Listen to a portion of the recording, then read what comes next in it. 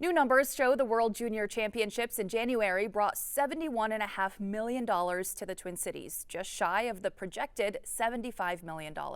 Data shows about 73% of that money came from out-of-town visitors who spent an average of $451 per person. Organizers were happy with the results despite a few setbacks like a major winter storm affecting attendance as well as fewer Canadians making the trip. We do know that there were fewer Canadians who traveled to the United States, and Team USA lost kind of, not early, but they didn't go as far as we had hoped. Tournament organizers say USA Hockey was happy with the results and are already talking about bringing another major hockey event to Minnesota soon. This week, Gilbert, the beloved golden retriever of Melissa and Mark Hortman, is inspiring a new generation of service dogs. The Hortmans adopted Gilbert after he failed to graduate from Helping Paws because he was too friendly to be a service dog. Well, now a new group of service dogs graduated from that program and are already ready to change the lives of deserving heroes. Here's photojournalist Jenny Teray with the story. Hey. Sit. Thank you. Good boy. This is Pablo. He is 3 years old. He's a golden retriever. We met about a year ago and went through our training, and now we're at our graduation. Pablo was trained by a volunteer dog training family. They came to class once a week for 2.5 years, and then at home as a family, they trained that dog. Get it? Pablo is not only my best friend, but my hands. Good dog. My hands don't work anymore after my spinal cord injury.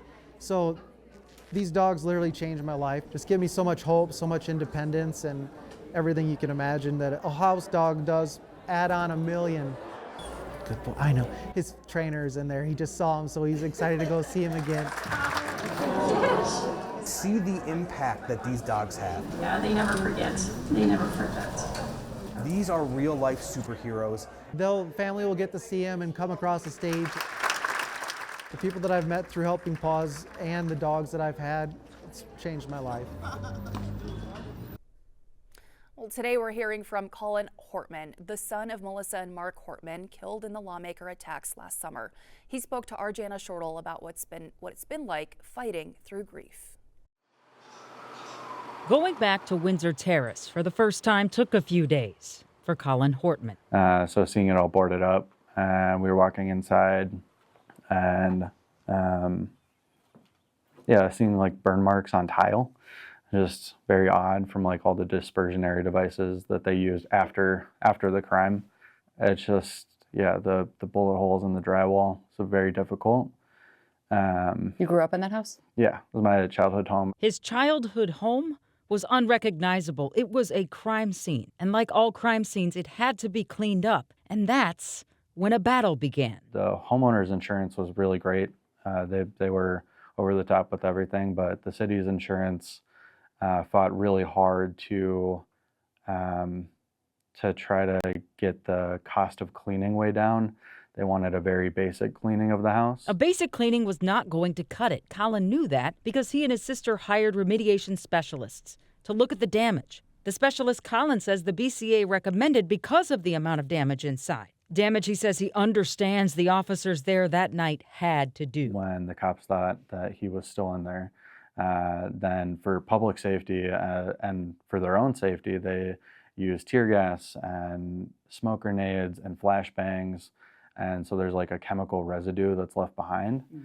And they put those in every single room because they were, like swatted the house, essentially. But for 8 months, Collins said the insurance company for Brooklyn Park wouldn't budge.